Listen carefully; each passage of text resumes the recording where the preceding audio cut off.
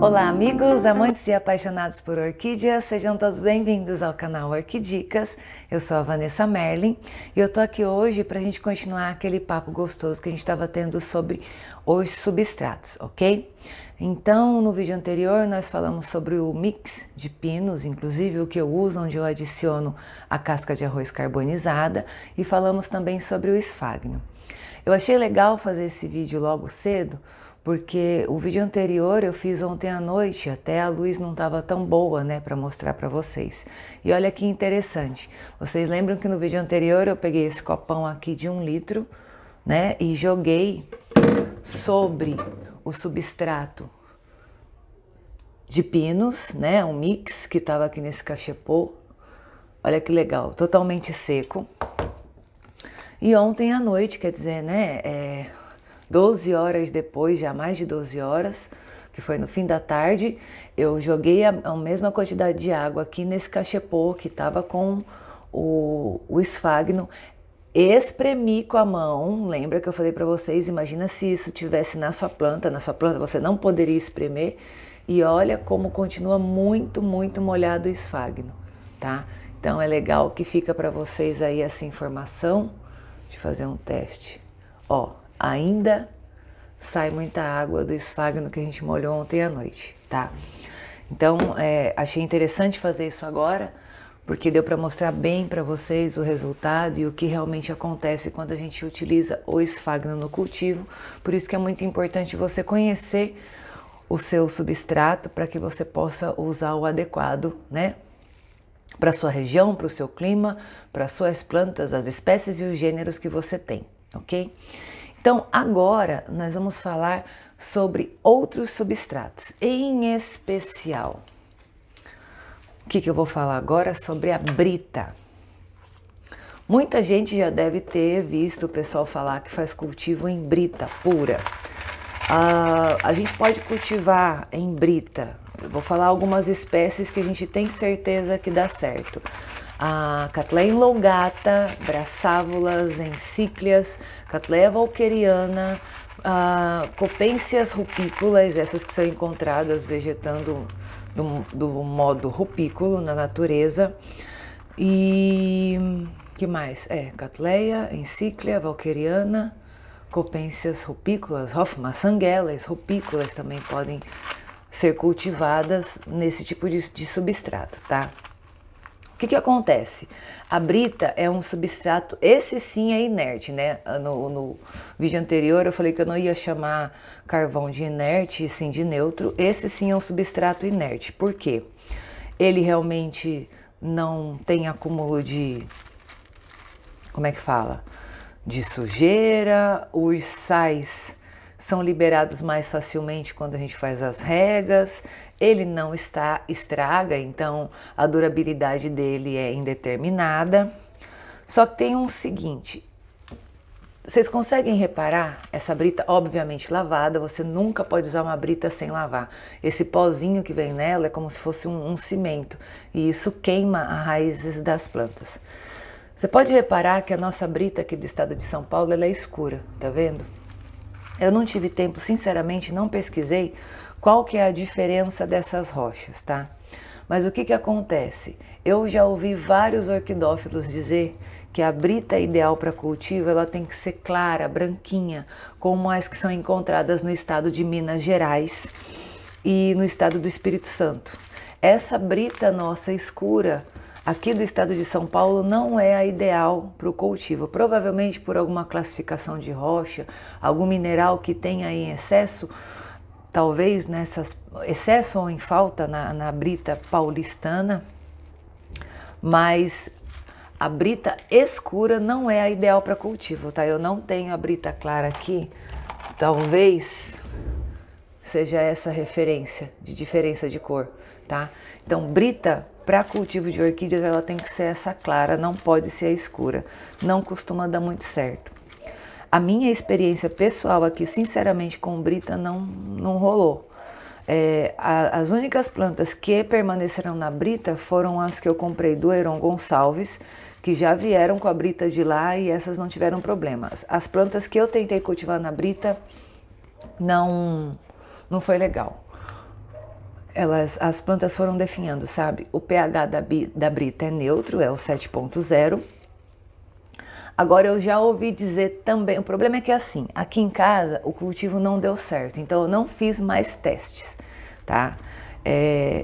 Eu já ouvi falar, tanto que em locais com muito frio, a brita ela fica muito fria e ajuda a, vamos dizer assim, congelar, esfriar demais as raízes, como eu já ouvi o relato contrário, de que em locais muito quentes, a brita ela conduz o calor e também prejudica as raízes da planta. A galera que cultiva na brita e gosta, fala que é maravilhoso. Eu também já vi muita gente misturando muita brita, colocando no substrato algo de 80% de brita e 20% só de pinos, por exemplo, e diz que dá muito certo. Mas o que acontece? As pessoas mais especializadas no cultivo com a brita, mesmo nós tendo essa informação de que ela não estraga, que não teria problema, recomendam que a cada 2 anos você troque sim essa brita, tá? Que você não fique com ela ali ó, de eterno. Então, de repente, você tem uma planta que ainda não encheu o vaso a ponto de você fazer o replantio, mas eles recomendam que ela seja trocada. Outro ponto negativo do cultivo de brita, ela não retém nenhuma umidade. Então, por exemplo, ela é boa para não juntar lesma, ok? Porque ela não tem umidade, a lesma não interessa ficar aqui. Mas você tem que regar muito mais vezes a sua planta. Principalmente se você for fazer plantio de catleias bifolhadas, as caneludas, as que têm poucas reservas, porque você corre o risco de perder a planta por falta de umidade, ok? É muito aerado, você não tem problema de apodrecimento, mas tem que regar muitas e muitas vezes. Depois nós vamos falar do substrato para orquídeas terrestres, tá? Esse substrato eu já fiz várias vezes, já tem outros vídeos e eu mostrei para vocês. O que acontece? Orquídea terrestre, para quem não sabe, elas não vegetam assim. Eu não falei que se você for plantar um Comigo Ninguém Pode, o seu substrato é a terra e você coloca a terra num vaso? A orquídea terrestre não pode ser assim, porque ela não vive paçocada, socada numa terra dura, sabe, compacta, dentro de um vaso ali presa. Não é desse jeito que as orquídeas terrestres vegetam na natureza. Elas geralmente estão sobre a terra, tá? Com pouquíssimas raízes realmente dentro da terra, e por cima dessas raízes tá todo aquele material orgânico, as folhas, resto de bichinho morto, tudo que cai das árvores recobrindo aquela raiz. É como se elas vegetassem por cima da terra, entrando muito pouco, tá? Então, não pode ser um substrato paçocado, duro, sem drenagem. Só a orquídea terrestre também não vai para frente. Então, o que eu tenho nessa minha receitinha, que fica assim bonito, de substrato para orquídea terrestre? O seu substrato de pinos, por exemplo, o velho que você tirou de um plantio que você refez, certo? Você guarda esse substrato e você usa para jogar aqui. Eu jogo já a brita 0 lavada, tá? Pode ser até a 1, depende do tamanho da sua planta. Areia grossa, se você tiver, é legal, ajuda a ficar bem aerado. E a terra vegetal. Então, o que acontece? Esse substrato aqui nunca vai ficar paçocado quando você fizer o plantio da sua orquídea terrestre. É diferente de você pegar terra vegetal pura ou aquela terra vermelha e fazer esse plantio, tá? Aqui você vai ter uma concentração de nutrientes ideal, porque diferente das orquídeas epífitas, as orquídeas terrestres gostam sim de se alimentar de material orgânico em decomposição. É diferente. Então, orquídea epífita, ela se alimenta da reação química dos materiais orgânicos em decomposição que gera o NPK. É assim que ela se alimenta, por isso que a gente fala da adubação. Já as orquídeas terrestres, elas se alimentam sim de material orgânico em decomposição. Fica um substrato bonito, gostoso de você mexer. Olha, aqui tem terra, tem substrato velho, tem brita. Fica muito legal. Se tivesse areia grossa, seria 100%, só falta areia grossa aqui, tá? Para ficar realmente muito bom. Então, esse é o substrato para que a gente cultive orquídeas terrestres, tá? Um outro substrato que está sendo muito usado é a casca de macadâmia. A casca de macadâmia, ela dura até 3 anos se você for fazer o plantio. Mas o que acontece? Qual que é o grande problema da casca de macadâmia?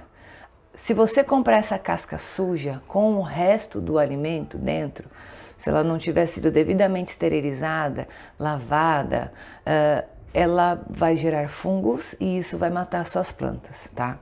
Então é mais um substrato como o substrato de pinos que você precisa saber onde comprar. Precisa entender que tem problema se você não comprar um substrato de qualidade. Você vai ter gasto dinheiro e você vai ter problema no seu cultivo se você não comprar ele bem. Eu já ouvi dizer que quanto mais moidinha a macadâmia, melhor é para que a planta vegete sobre ela, tá? Isso também para as orquídeas epífitas é o caso do substrato de macadâmia. O pH dela varia de 5 a 7, ou melhor, de 6 a 7. Então ele é praticamente neutro, mas ela tem sim um pouco de tanino, tá? Por isso que é importante que ela seja tratada para que você não tenha problema com elas. Tem muita gente que fala, eu compro a casca de pinos, a macadâmia e eu mesmo trato em casa. Legal, se por algum acaso, por acidente, você comprou um substrato e aí quando você chegou na sua casa, você percebeu que ele era de má qualidade e que ele não era tratado, o que você pode fazer? Você pode pegar uma bacia, um balde, certo? E você vai diluir 1 ml de cloro, tá? Para cada litro de água. Então se forem 20 litros, 20 ml. Vai deixar 24 horas esse substrato mergulhado lá dentro. Vai sair uma água preta horrível, vai jogar essa água fora e depois você tem que ficar durante 1 semana todos os dias, colocando só água limpa e jogando fora, a cada 24 horas, tá? Até que essa água fique limpa. Com isso você vai ter feito o tratamento e vai estar limpo o seu substrato. Eu acho isso muito legal, é importante saber disso, se por algum acaso, por acidente, você comprou um substrato ruim. Agora imagina se você está na sua casa e você fala, eu preciso fazer esse replantio hoje. Sai e compra um substrato ruim porque custou R$2 a menos ou porque você não foi no local indicado, o local correto para fazer essa compra. Aí você vai ter que ficar 1 semana esperando para fazer um plantio. Então eu acho que tem uma coisa assim, é um acidente, você foi enganado e você não tem como trocar. Você vai lá e faz essa limpeza no seu substrato. Fora isso, eu acho que compensa muito mais, perdão, a gente comprar já o substrato ideal para as nossas orquídeas, ok? E o último substrato, vamos dizer assim, que nós vamos falar, é o toquinho de madeira. Aí você vai dizer, mas Vanessa, você já explicou que o tanino é uma substância que tem nas árvores, e aí se tem na árvore e eu tenho que tratar o pinus, por que o toquinho eu não tenho que tratar? Pelo seguinte, esse tanino só é liberado se essa madeira é ferida, certo? Se ela tem algum problema. Por isso que é importante que a gente use toquinhos que tenham casca. O Sansão do Campo, o pau de café. Esse toquinho aqui em especial é de IP, tá? Onde é que está o tanino? Aqui. Então, se eu fizer bolachinhas dessa madeira, aí eu vou ter o problema com o tanino, porque ele vai estar aqui. Nesse momento do corte é que ele vai ser liberado. Aqui isso não acontece. E o que não tenho o que dizer, né? Qual que é a desvantagem da gente fazer o plantio no toquinho? A gente não pode bobear de jeito nenhum com as regas. Mas olha que bonito que fica. Essa daqui é uma Cattleya nobilior, que eu já tenho uns 2 anos, peguei ela bebezinha. Não, tenho desde 2017. Olha, era esse bebezinho aqui, pequenininho, e aí ela foi crescendo, tá? Mas olha que legal quando você usa esse toco, já é de Sansão do Campo. Então veja bem, ó, tá aqui desde 2017, já são 3 anos, desde o dia 18/11, vai fazer 3 anos agora no fim do ano. E o toco está intacto, está muito bem, obrigado, ó, metade do toco. Então, utilizar tocos de madeiras de cerne duro. Tem muita gente que pergunta, mas qual madeira eu posso usar? É difícil a gente ter assim de cor, nós não somos especialistas, mas você pode usar o Sansão do Campo, você pode usar a peroba, você pode usar o IP, o angelim, você pode usar o pau de café. Isso aqui é uma jangadinha de pau de café, tá? O pau de café é excelente para quando você quer que uma orquídea nova se enraize, tá? Eu não sei explicar porquê, mas é como se as orquídeas gostassem mais dele, né? Elas enraizam, nossa, muito, muito rápido se você colocar no pau de café. Só que é um toquinho que às vezes em um ano já estragou. Então por isso que a gente recomenda que ele é ideal para plantas novas. Porque quando isso aqui começa a apodrecer, o que você tem que fazer? Pegar um toco melhor e vir aqui amarrar o seu toco antigo, entendeu? Então para plantinhas novas, e como essa madeira realmente vai desintegrar, vai ser fácil a planta sair daqui, usa o pau de café que você não vai se arrepender. Trouxe aqui para vocês uma cascona de peroba, que também tem tanino, para quem acha que não tem, tem sim. Mas é aquela história, desde que a madeira ela não foi agredida, esse tanino não é liberado para a planta. As plantas adoram. O que a orquídea gosta é justamente esse bando de veio que tem aqui, assim que ela gosta de grudar as raízes dela.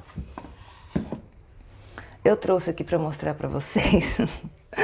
Ai, que coisa mais linda da mamãe. É uma Caponemia micromera.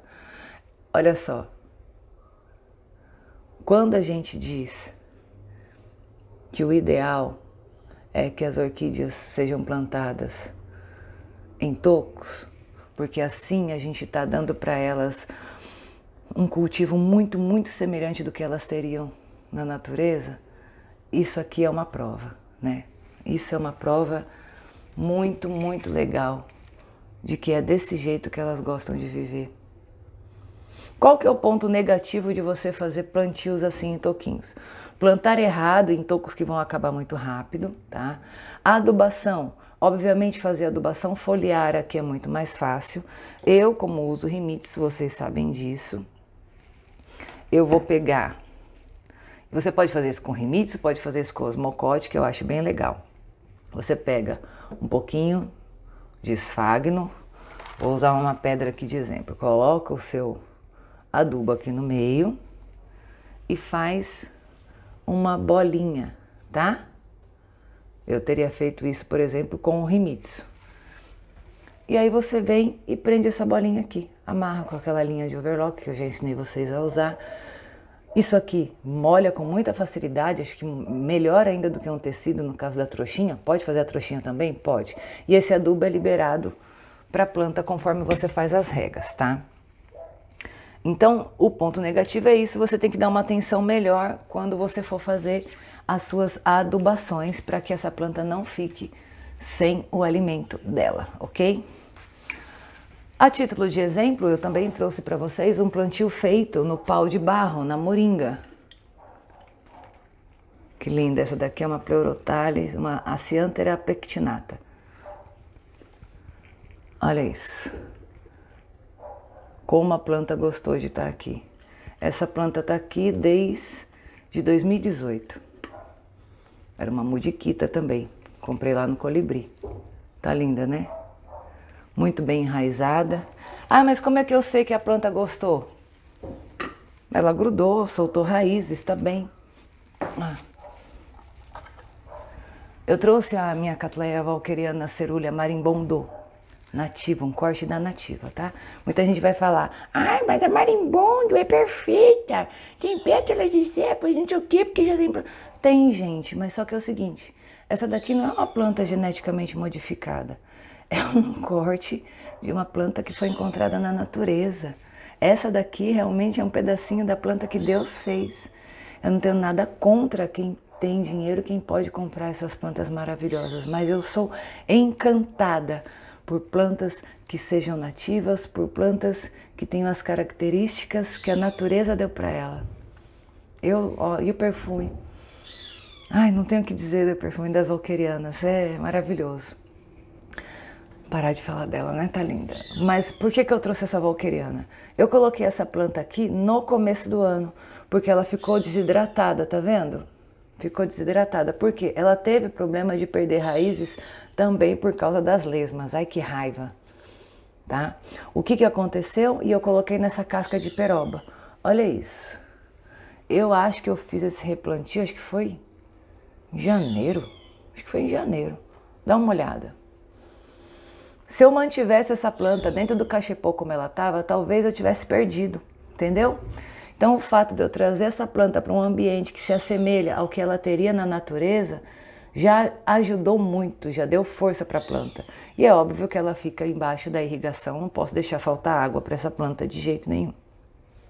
Mas é mais uma prova que fazer o plantio em cascas, em tocos, se você quer ajudar uma planta a enraizar, e eu não joguei enraizador nessa planta aqui nenhuma vez, tá? Não fiz isso. Isso aqui foi ela sozinha que tomou essas direções. Olha só que coisa mais linda. Você vê que aqui embaixo ela tá judiadinha, ó, porque ela ficou sem raízes, as lesmas comeram também. Ó, que graça. Não tem o que discutir, né? Toco é toco. Pra gente que participa de exposição é complicado, eu entendo, tá? Mostrar pra vocês também a minha Cycnoxys pentadactylum, eu já postei ela no grupo pra vocês verem. Mostrar, eu sou encantada por essa flor. É muito especial, né? Deus realmente é um arquiteto perfeito. Olha isso. Essa planta tá... Isso aqui é normal, ela tá começando a caducar, não tem problema nenhum. Tá plantada no sistema PET, tá? Depois a gente vai falar sobre plantio, vou falar como é que eu faço isso. Toda vez que você vê um vaso assim na minha coleção, é porque dentro dele tem uma PET, tá? Eu não gosto de deixar a PET solta. Eu tenho tanto medo que ela arrebente e a minha planta caia, quanto eu não acho que esteticamente fica bonita. Mas tá aqui. Cycnoxys pentadactylum para vocês verem. E para terminar esse vídeo, eu achei essa plantinha floridinha ali e é uma planta difícil de ver em coleção. As minhas coleções são... Eu tenho algumas coisas assim diferentes. Isso aqui é um epigênio Nakarai. Quem olha assim de longe pensa que é um bobonfilãozinho, né? Olha aqui, gente. Que coisa mais bonita da mamãe. Essa florzinha. Olha que graça. Um cachepôzinho, cresceu, veio pequenininha, adulta, florida, desse tamaniquito. Linda, né? E naquele vídeo que eu fiz algumas explicações, que eu me enrolei para falar o nome da Amblystoma amblostomoide. Lembra que eu falei errado? Eu falei que era um dendróbio, mas no fim ela foi classificada no passado como epidêndrio e aí trocaram a identificação dela. É uma das poucas plantas que eu tenho que o plantio está feito no xaxim, eu não tenho xaxim. Na realidade, eu só tenho plantas no xaxim que eu compre dessa forma. Essa planta eu comprei da Tassiana do Orquidário Orquiflora. Muito bem pega, ótima, linda. Aqui um toquinho de xaxim. E ela já começou a abrir. Vamos ver se dá para enxergar a florzinha. Olha que graça. E olha quantas hastes ela tem. Então, toco também é um substrato, xaxim também é um substrato, casca de peroba é um substrato. Isso tudo fica de... Por que eu mostrei isso tudo? Para você entender que nós temos vários tipos de substrato para que a gente use no nosso orquidário. Pegue agora essas dicas e tudo isso que a gente falou e dá uma olhada o que você precisa aplicar ou não, o que vai melhorar. O que eu sugiro a você é o seguinte: se você decidir usar casca de pinos, usa casca de pinos em todas, porque a sua rega vai ser uma só. Não tem como você falar assim, não, esse canto aqui eu rego segunda, quarta e sexta, aquele ali eu rego sexta, quinta e domingo, esse os 2 dias, peraí que a planta de cima não pode molhar a planta de baixo. Eu entendo que quem me acompanha tem um cultivo muito parecido com o meu. Num quintal, a gente não tem a estrutura normal e igual de um orquidário profissional. Então é óbvio que é difícil. Como é que você rega uma planta e não rega outra? Então, se nós tivermos o nosso cultivo padronizado, a gente pode utilizar as mesmas regras. Então, por que todas as minhas plantas podem estar na irrigação e por que eu posso molhá-las todos os dias? Porque eu tenho o substrato correto para cada uma delas e todas as outras, tudo padronizado. O que eu digo correto? Terrestre, substrato de terrestre. Eu não vou colocar substrato de epífita, Não vou colocar casca de pinos puro na terrestre. Desse jeito que eu faço, ela fica com a umidade que ela precisa, sem morrer, até esperar outra rega que eu tenho que fazer para as epífitas. Se a rega das epífitas passam a ser mais, também ela não vai ficar molhada demais, porque o substrato está feito corretamente. É óbvio que a gente vai entrar nesse assunto depois. Bubonphilums, por exemplo, são plantas, em especial, que o ideal é que a gente as cultive sim só no esfagno. Mas isso é uma característica desse gênero. Não muda nada o fato de você ter padronizado todo o resto do seu cultivo, tá bom? Então espero que você tenha gostado. Se você ficou com alguma dúvida a respeito da diferença das qualidades e, vamos dizer, probleminhas, defeitos dos substratos, pode perguntar. O que eu souber eu faço questão de te ensinar, mas o que eu quis fazer com esses 2 vídeos é passar para você as qualidades de cada substrato, para que você entenda que é importantíssimo que você faça a padronização do seu cultivo. É por isso que aqui dá certo, porque aqui é tudo padronizado. Se eu chegar em casa com uma planta, mesmo do colibri, que é extremamente sadia, que não tem doença nenhuma, e ela estiver no esfagno, eu tenho que tirar e fazer o plantio com o meu substrato. Senão essa planta vai morrer quando chegar o inverno, tá bom? Então, beijo, fiquem com Deus e até o próximo vídeo. Tchauzinho!